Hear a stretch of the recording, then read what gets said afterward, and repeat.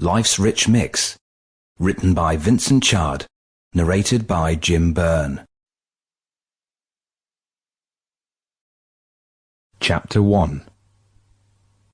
As the words in the song express it so aptly and succinctly, life's a roller coaster, you just have to ride it. Recalling incidents, events, and people throughout my life, that statement corroborates my sentiment exactly concerning the vagaries of life and its rich mix. There have been so many interesting events and characters experienced during this journey we call life, I felt compelled to immortalize them in print. It is a journey where I have been student, steelworker, civil servant, bus driver, shift manager, process engineer, plant chemist, quality manager, toxic waste, water and effluent engineer, barman, and, just for good measure, even a debt collector. Invariably, it has been a life filled with the usual gamut of deeply conflicting emotions, with feelings of joy, sorrow, dejection, acceptance, exhilaration, despair, fun, misery, happiness, excitement, surprise and a sense of adventure, experiencing love with its peaks of euphoria and its deep chasms of heartbreak, having been both vanquished and victor on that particular emotional roller coaster. My journey begins in a small South Wales valley town called Ebbw Vale. Ever since my earliest childhood, the first recollections I have are those involving industry.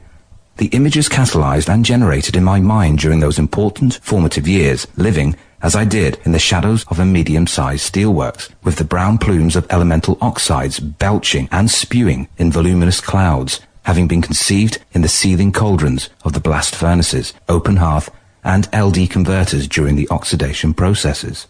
Strange aromatic coal tar and chemical odors in conjunction with black smoke and water vapor emanated from the coke ovens located just up the road from my parents' home and in close proximity to a housing complex incongruously named Garden City. All these images instilled a wondrous fascination in the mind of an impressionable young boy. In retrospect, with hindsight and knowledge acquired, the amount of pollution emanating from the steelworks at that time must have been totally horrendous and completely uncontrolled.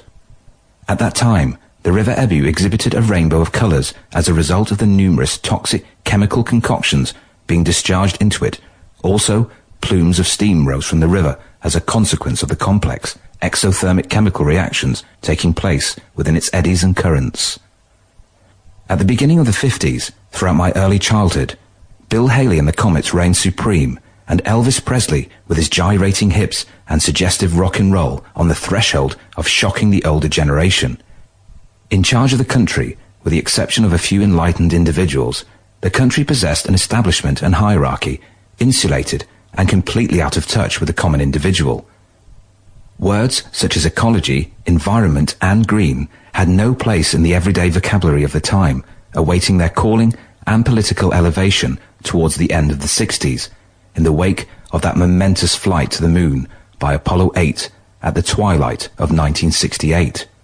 That auspicious first orbital moon mission giving us all an insight from 250,000 miles away into the fragility of this planet we call Earth. One of the first houses in which I lived with my parents happened to be located just a few yards from the boundary fence of this fully integrated steelworks, one of the few fully integrated steelworks in the country. Fully integrated steelworks meant it started with raw iron ore at one end, with a completed product of tin coils or galvanized steel at the other. During the night, the incandescence of the furnaces and ladles would light up the sky, giving the appearance of an artificial day, with a bright red-orange glow being encapsulated between the steep slopes of the glacial valley, trapping the beautiful, almost angry hue, enhancing the glorious lighting effects being generated by this manufacturing village. In addition to the industrialized man-made pyrotechnics, the gentle, almost soporific humming of the generators and turbines could be heard, particularly during the stillness of the night. The incessant movement of the trains, together with their attendant rolling stock, moving hypnotically along, making the familiar, gentle, rhythmic, mellifluous clickety-click sound as the bogies on the wagon slowly traversed the expansion joints in the railway tracks. All these images enhanced and magnified my fascination, which this industrial conurbation Sample complete. Ready to continue?